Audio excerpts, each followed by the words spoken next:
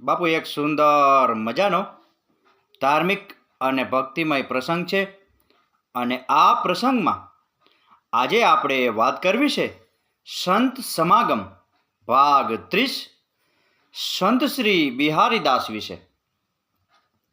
વૃંદાવનની પવિત્ર ભૂમિમાં બિહારીદાસ નામના એક મહાન ભક્ત હતા, જે વ્યવસાયે દુકાનદાર હતા. તેઓ દરરોજ સવારે ભગવાન બિહારીજીના મંદિરમાં જતા અને પછી ગરીબ, બીમાર અને નિરાધાર લોકોની સારવાર, ખોરાક અને દવાની વ્યવસ્થા કરીને ગાયોની સેવામાં પોતાનો સમય ફાળવતા. સંત બિહારીદાસ ભગવાન બિહારીજીના મંદિરમાં જતા ત્યાં તેઓ ન કોઈ દીવો પ્રગટાવતા, ન કોઈ માળા, ન કોઈ ફૂલો કે ન કોઈ પ્રસાદ ચડાવતા. તેમને બાળપણથી જ તેમના પિતાએ શીખવેલી એક વાત યાદ આવી અને તેમણે તેને પોતાના જીવનનો મંત્ર બનાવી દીધો. તેમના પિતાએ કહ્યું હતું કે બિહારીજીની સેવા ભાવ અને ભક્તિથી કરવામાં આવે છે. બિહારીજી એવા લોકોની સેવા સ્વીકારે છે જેઓ અન્ય જીવની સેવા કરે છે, જેઓ કોઈને કોઈ કારણસર પીડાઈ રહ્યા છે. તેઓ પ્રાણીઓ અને પક્ષીઓની સેવા કરે છે. જુઓ, ભગવાને પોતે પણ ગાયોની સેવા કરી હતી. પણ એક વાત હતી. બિહારીદાસ મંદિરમાં જતા ત્યારે તેમને ભગવાન બિહારીજીને બદલે તેમને એક પ્રકાશ દેખાતો.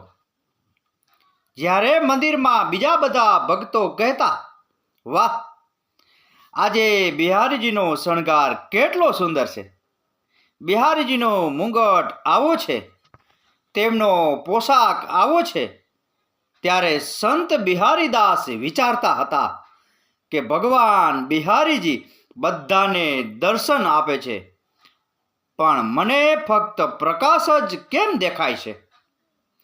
સંત બિહારીદાસ સાથે આવું રોજ થતું. એક દિવસ તેમણે ભગવાન બિહારીજીને પૂછ્યું, તમે બધાને દર્શન આપો છો, બધાને દેખાવો છો, પણ મને કેમ દર્શન નથી આપતા, કે મને કેમ નથી દેખાતા? કાલે તમારે મને દર્શન આપવા જ પડશે. બીજા દિવસે સંત બિહારીદાસ મંદિરમાં ગયા અને ત્યાં ભગવાન બિહારીજી તેમને જ્યોતના રૂપમાં જ દેખાયા. તેમણે કહ્યું, હે ભગવાન બિહારીજી, જો તમે કાલે મને દર્શન નહીં આપો તો હું યમુનામાં ડૂબી જઈશ. તે જ રાત્રે ભગવાન બિહારીજી એક કોઢિયા માણસના સ્વપ્નમાં દેખાયા. એક કોઢિયો માણસ રોજ મંદિરના રસ્તે બેસતો હતો. એ કોઢિયા માણસને ભગવાન બિહારીજીએ કહ્યું, તારે તારો કોઢ મટાડવો છે? કોઢિયા માણસે જવાબ આપ્યો, હા પ્રભુ. ભગવાને કહ્યું, કાલે સવારે એક ભક્ત મંદિર પાસેથી પસાર થશે, તારે તેના પગ પકડી રાખવા અને જ્યાં સુધી તે એમ ન કહે કે તારો કોઢ ભગવાન બિહારીજી મટાડશે, ત્યાં સુધી તારે એના પગ પકડી રાખવા.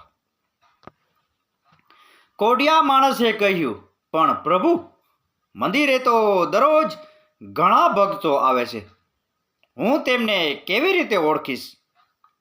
ભગવાને કહ્યું, જેના પગમાંથી તને પ્રકાશ નીકળતો દેખાય તે મારો ભક્ત છે. બીજા દિવસે કોઢિયો માણસ રસ્તા પર બેઠો. સંત બિહારીદાસ બહાર આવતાની સાથે જ તેણે તેના પગ પકડી લીધા અને કહ્યું, સંત મહાત્મા, પહેલા તમે મને કહો કે મારો કોઢ મટી જશે. સંત બિહારીદાસે કહ્યું, હું એમ કહું તો શું થશે? કૃપા કરીને મારા પગ છોડી દો. કોઢિયા માણસે કહ્યું, જ્યાં સુધી તમે એમ નહીં કહો કે ભગવાન બિહારીજી મારો કોઢ મટાડશે, ત્યાં સુધી હું તમારા પગ નહીં છોડું. સંત બિહારીદાસ પહેલેથી જ ચિંતિત હતા કે ભગવાન બિહારીજી દર્શન નથી આપી રહ્યા અને ઉપરથી આ કોઢિયો માણસ તેની પાછળ પડી ગયો છે. તેથી તે ગુસ્સે થઈ ગયા અને કહ્યું, જાઓ, ભગવાન બિહારીજી તારા કોઢને મટાડશે. એટલું કહીને સંત બિહારીદાસ મંદિર ગયા. મંદિર ગયા પછી અચાનક ચમત્કાર થયો. તેને ભગવાન બિહારીજીના દર્શન થયા. તે ભગવાન બિહારીજીને પૂછવા લાગ્યા, તમે મને અત્યાર સુધી દર્શન કેમ નહોતા આપતા? ત્યારે ભગવાન બિહારીજીએ કહ્યું, તમે મારા નિસ્વાર્થ ભક્ત છો. આજ સુધી તમે ક્યારેય મારી પાસે કંઈ માગ્યું નથી, તો હું તમને કયા મોઢે દર્શન આપું? અહીં બધા ભક્તો કંઈક ને કંઈક માગતા રહે છે, જેથી હું તેમની આંખો સાથે આંખો મેળવી શકું છું. પણ આજે રસ્તામાં તમે તે કોઢિયા માણસને કહ્યું, ભગવાન બિહારીજી તારા કોઢને મટાડશે. તેથી જ હું તમને દર્શન આપવા આવ્યો છું. સંત બિહારીદાસ ભગવાન બિહારીજીના દર્શન કરી ધન્ય બન્યા અને તેમની આંખો હર્ષના આંસુથી ભરાઈ ગઈ. તો બાપુ, આ હતો સંત સમાગમ ભાગ 30, સંત શ્રી બિહારીદાસ વિશેનો પ્રસંગ. આ પ્રસંગ, આ કથા, આ વાર્તા પૂરેપૂરી સાંભળી એ બદલ આપનો ખૂબ ખૂબ આભાર. આપનો દિવસ શુભ રહે. મહાદેવ હર.